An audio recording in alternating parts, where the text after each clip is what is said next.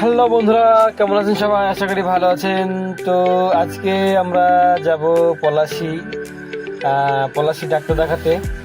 পলাশী আপনার বরুণ ডাক্তারের কাছে যাব, আর তার সাথে সাথে আপনাদের দেখাবো পলাশীর মুভমেন্ট এবং পলাশীর যে ভাগীরথী নদীটা, সেই নদীটাও দেখাবো। তো চলুন যাওয়া যাক এবং দেখা যাক পলাশী মুভমেন্ট এবং ভাগীরথী নদীটা।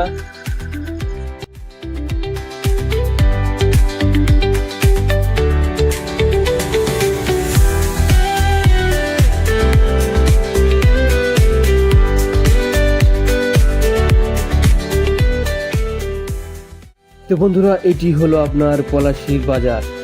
মূলত মেন পলাশী এটাই, আর এখান থেকে যেতে হবে আপনার পলাশীর মুভমেন্টে প্রায় 2 থেকে 3 কিলোমিটার। তো বন্ধুরা, অতঃপর জার্নি করে আসলাম। আসার পরে এই যে দেখতে পাচ্ছেন, এটা হলো আপনার পলাশীর প্রবেশদ্বার।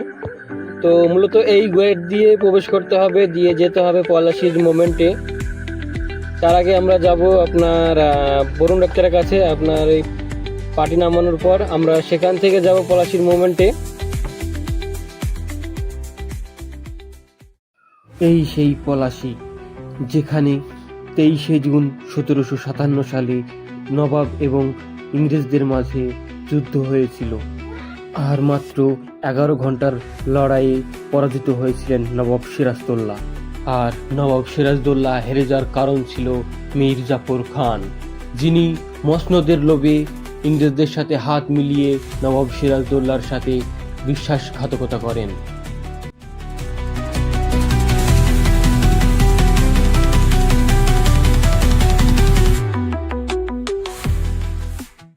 আর এই স্তম্ভটি দেখছেন, এটি স্থাপিত হয়েছিল 23শে জুন 2007 সালে।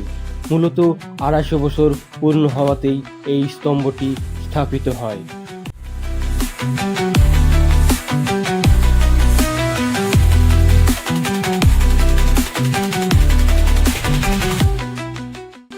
আর এবার আমরা যাব ভাগীরথীর নদীর তীরে।